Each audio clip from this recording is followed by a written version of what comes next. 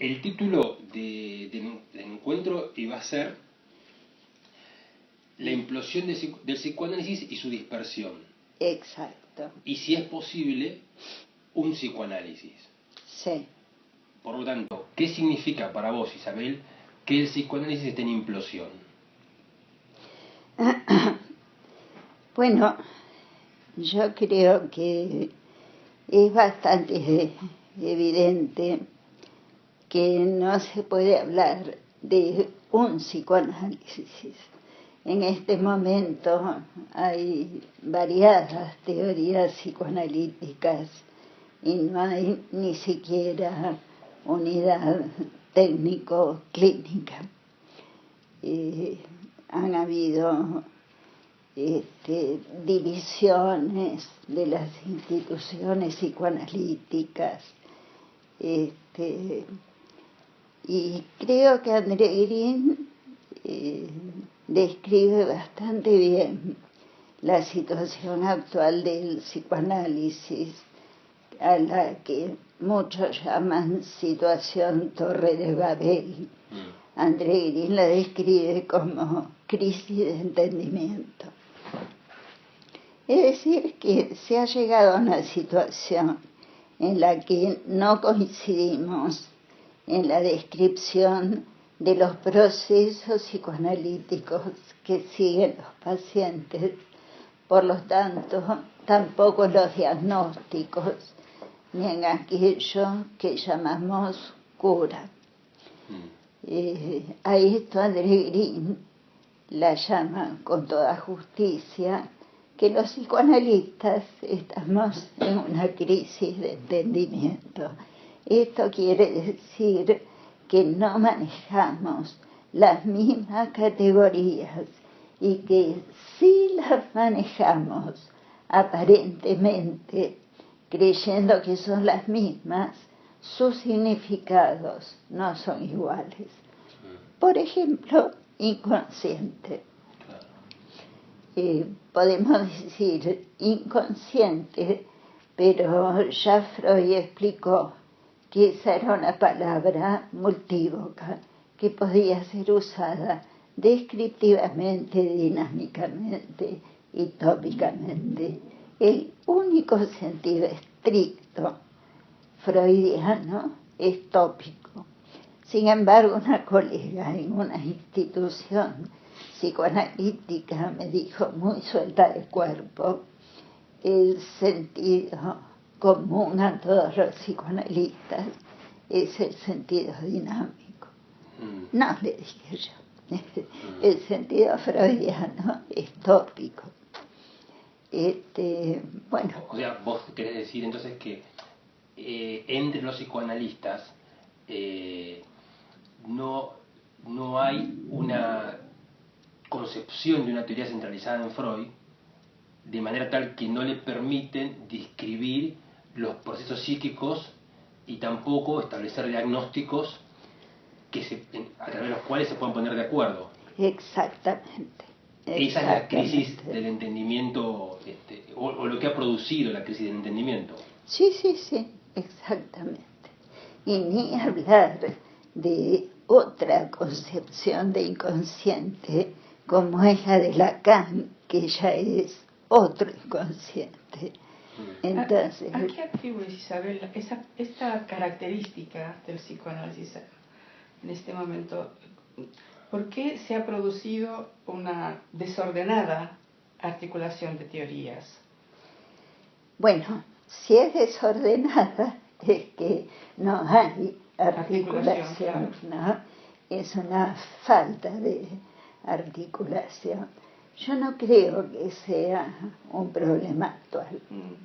Yo creo que nunca hubo un paradigma que nos unificara. El psicoanálisis, si consideramos que comenzó como teoría en 1900 con la interpretación de los sueños, tiene 117 años. De esos 117 años, Yo me recibí hace 49. Si le sumo 4 años y medio de carrera, más o menos lo observo desde hace 53 años, digamos. O sea que lo vengo observando hace mucho.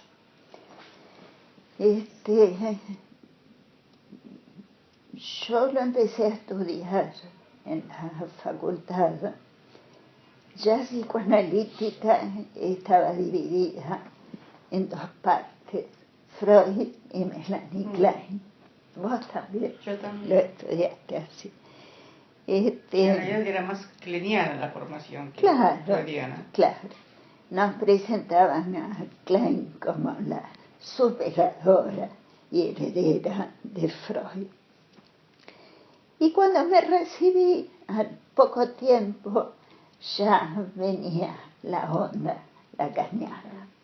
O sea que por experiencia propia, yo ya vi que el psicoanálisis funcionaba con modas, porque la moda kleiniana no había hecho una crítica de Freud, simplemente se imponía.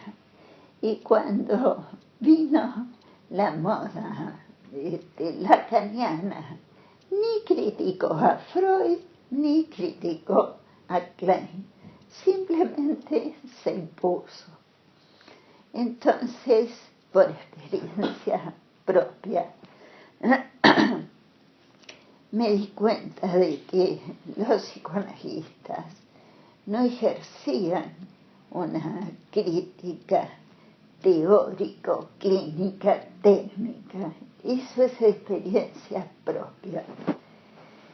Y eso me llevó a hacer yo una crítica comparativa de las teorías de Freud y de Lacan, ya que Lacan se llamaba freudiano, y ver que no tenían nada que ver una teoría y la otra.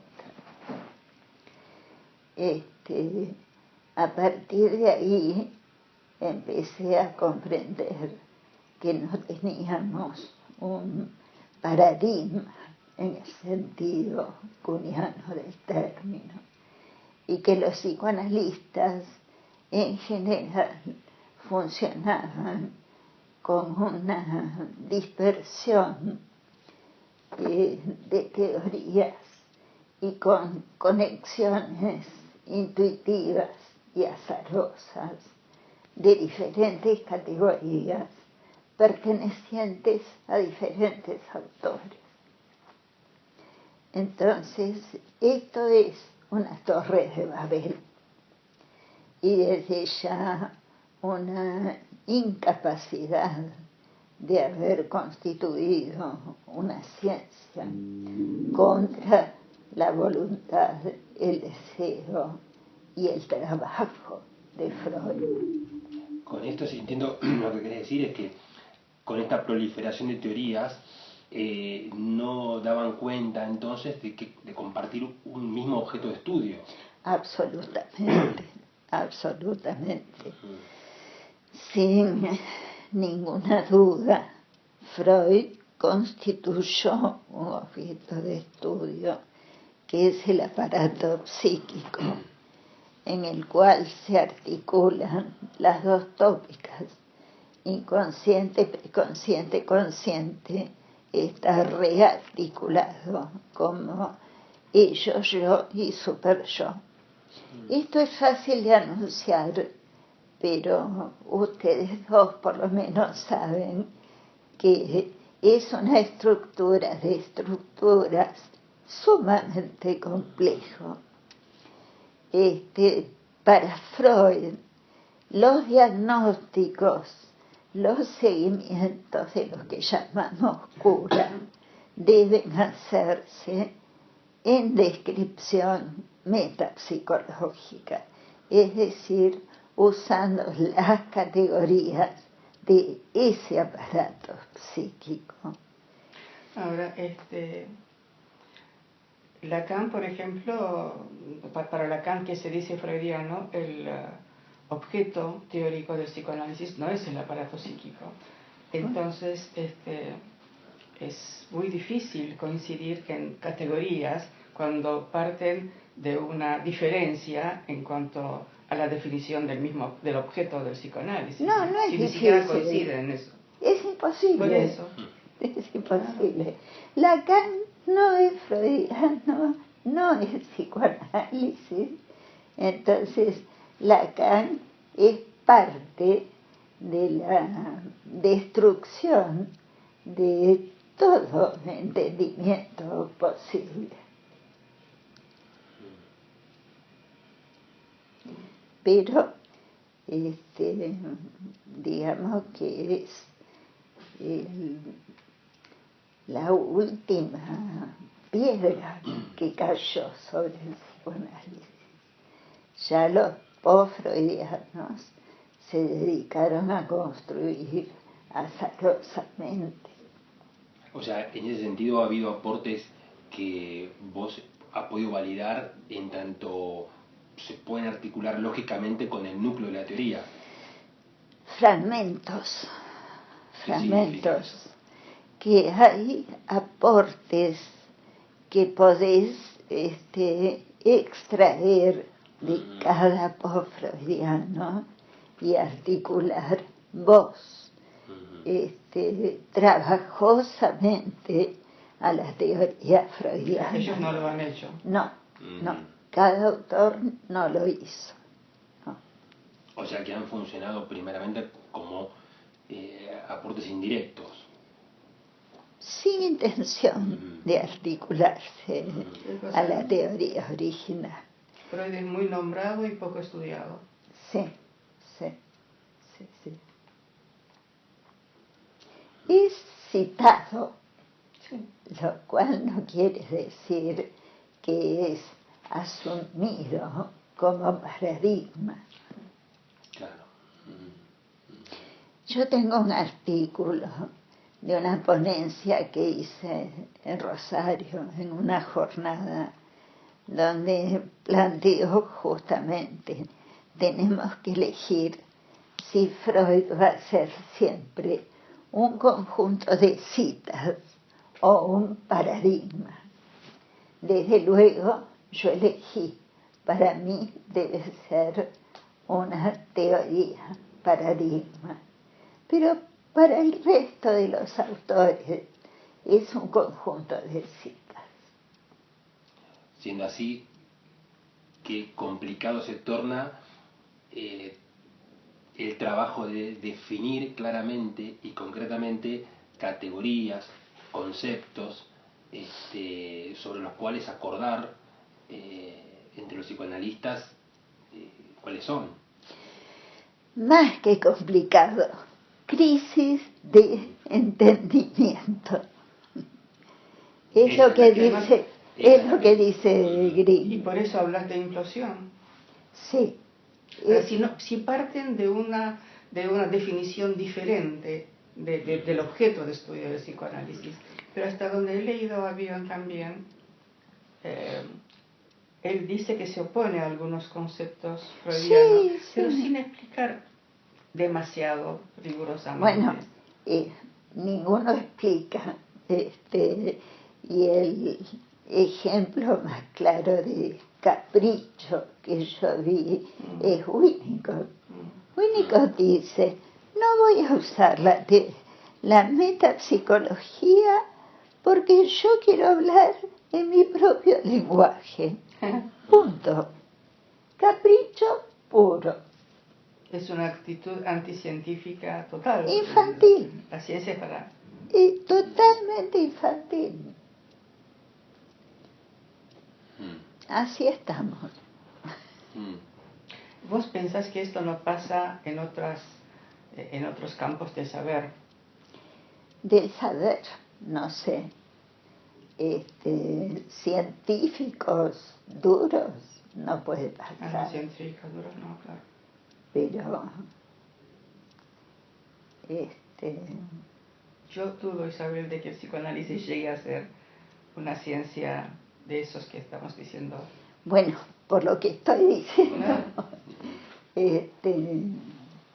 me gustaría que algunos psicoanalistas trabajen en el sentido que propongo, pero bueno, no está sucediendo, ¿no?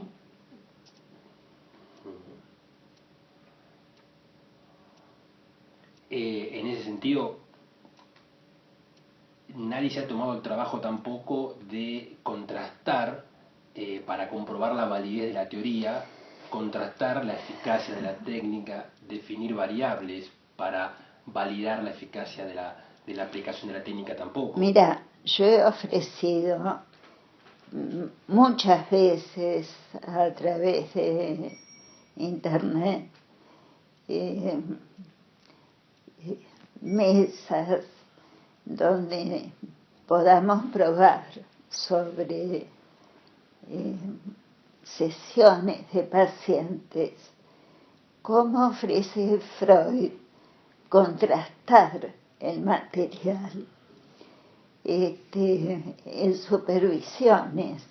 Me precio de poder probar ante mí supervisando cómo se puede contrastar.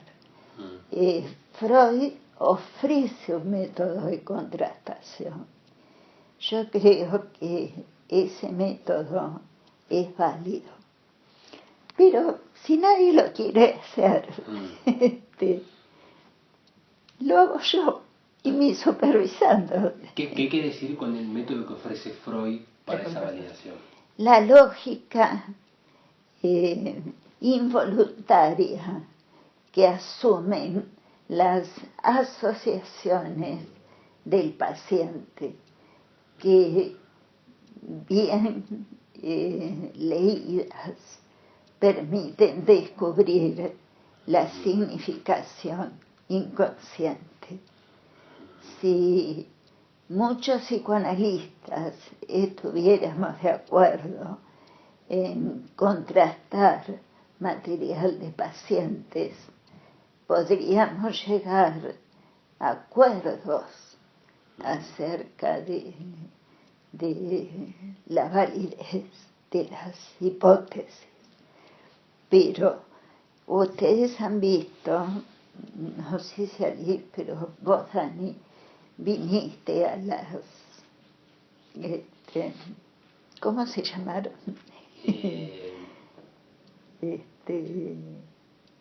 Sí, las clínicas interinstitucionales. Sí, yo no he ido a la última, pero sí a otras. Sí, bueno, por eso no fui a la última. Bueno, hubieron jornadas clínicas que más bien mostraron la imposibilidad de acordar sobre materiales concretos de pacientes.